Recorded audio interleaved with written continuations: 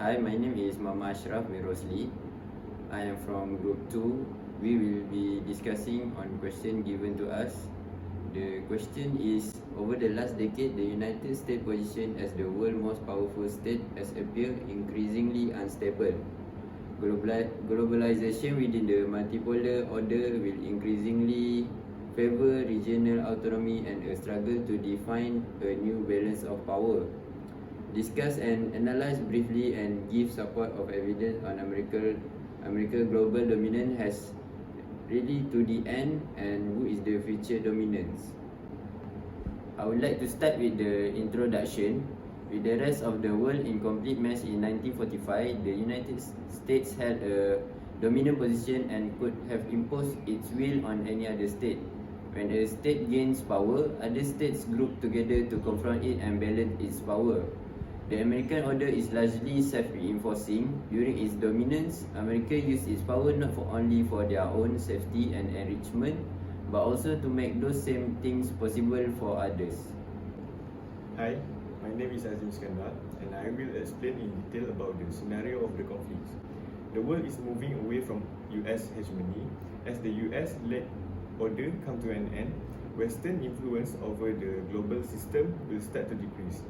With all the strength that the US has, are also the causes of the US lack the interest to lead. So the first issue is the diffusion of power. Based on GDP, population size, military spending and technical investment, Asia will have surpassed North America and Europe combined in terms of global supremacy. China alone will probably have the largest economy, surpassing that of the United States a few years before 2023. The shift in national power may be overshadowed by an even more fundamental shift in the nature of power. Enabled by the communication technologies, power will shift toward the multifaceted and amorphous network that will form into the influence state and global action. Those countries with some of the strongest fundamentals, such as GDP, population size, and others, will not be able to punch their weight unless they also learn to operate in network and coalition in a multipolar world. The next issue is economic hegemony in terms of exploitation and looting. By following World War II, the United States led efforts to establish the Bretton Woods system, the International Monetary Fund, and the World Bank, which along with the Marshall Plan, constituted by the worldwide monetary system based on the United States dollar.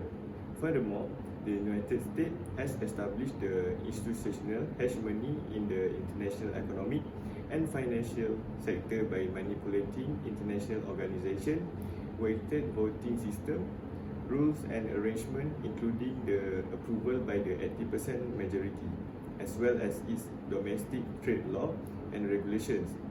The United States collect the seigniorage from throughout the world by taking advantage of the dollar prominence as the principal international reserve and currency, and it coerces other countries into following America political and economic policy by exploiting its dominance over international institutions. The next issue is the military hegemony in terms of excessive force. The history of the United States is characterized by the violence and expansions. In recent years, the average yearly military expenditure of the United States has surpassed the $700 billion, accounting for 40% of the global total, more than the next 15 countries combined. The United States maintains over 1,800 overseas military sites and have 173,000 personnel deployed in 159 nations. With only 3 exceptions, the United States has battled or been militarily involved with virtually all of the 190-odd countries recognized by the United Nations.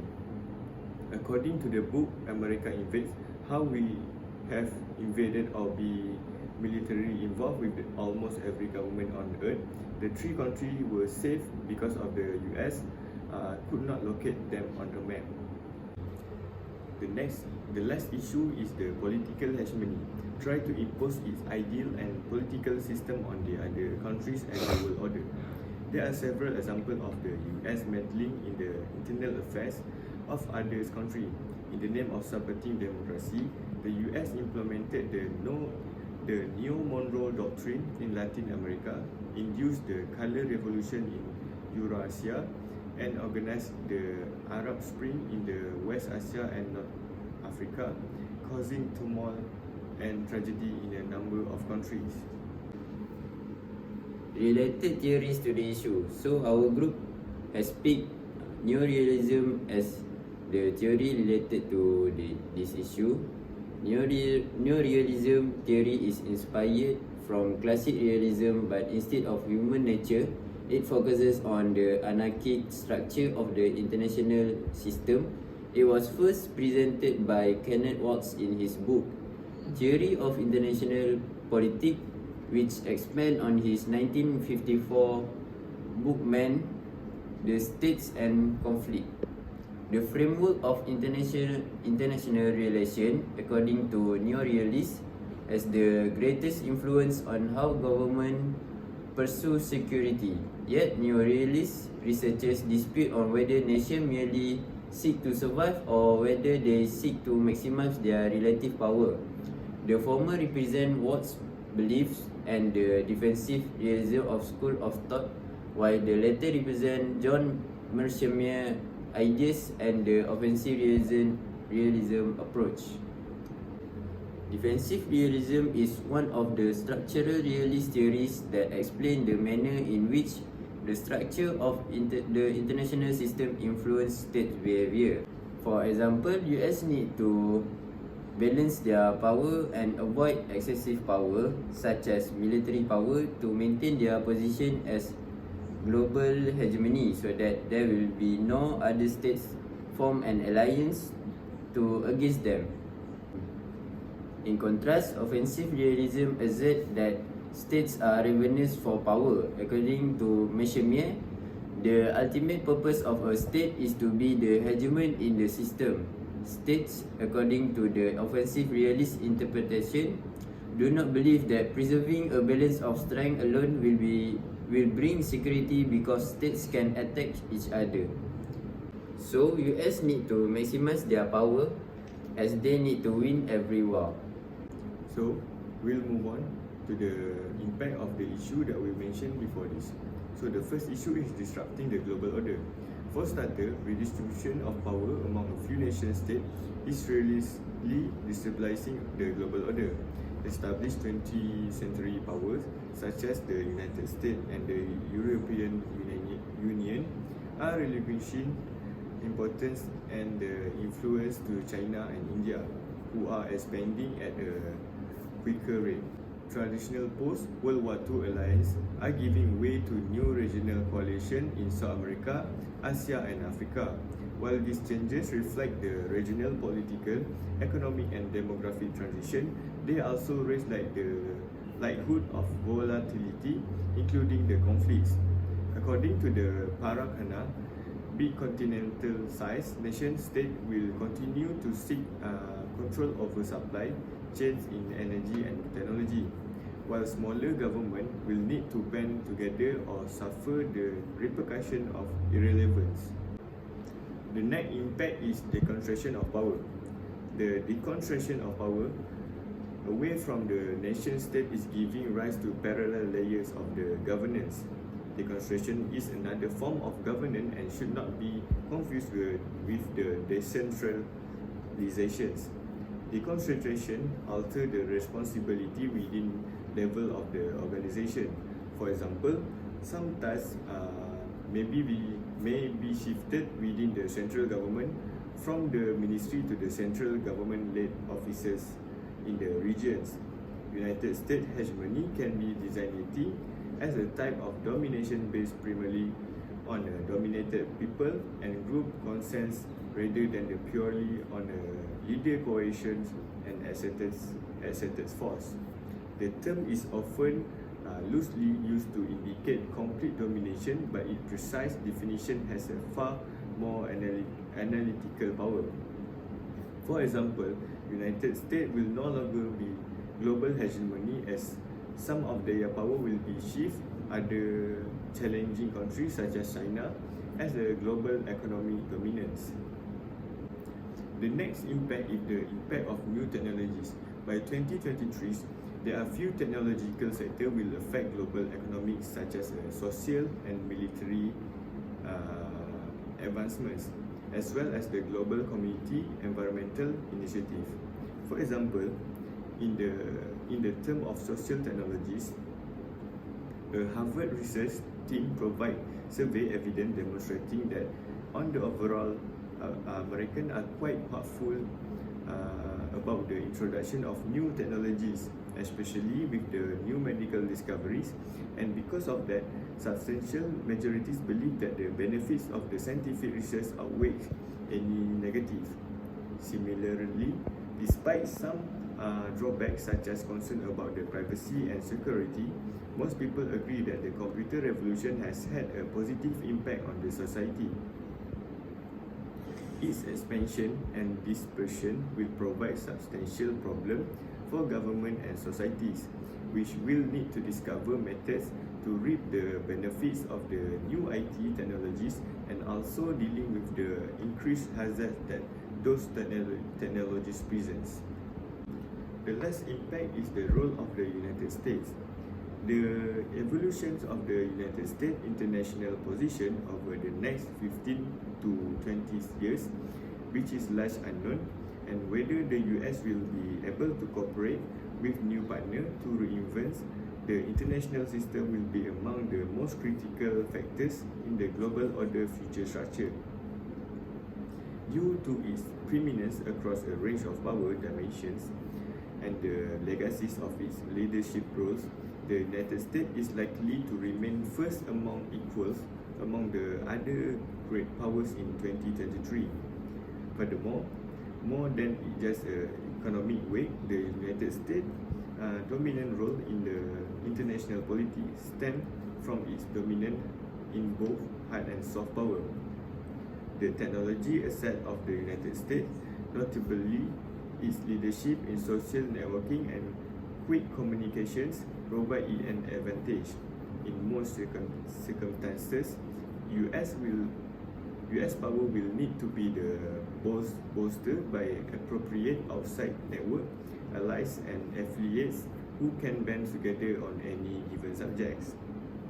The US global standing will also be decided by how successful it is in the assisting the management of international crises. Typically, the role of the great power, and since the 1945, the international community expectation of the United States.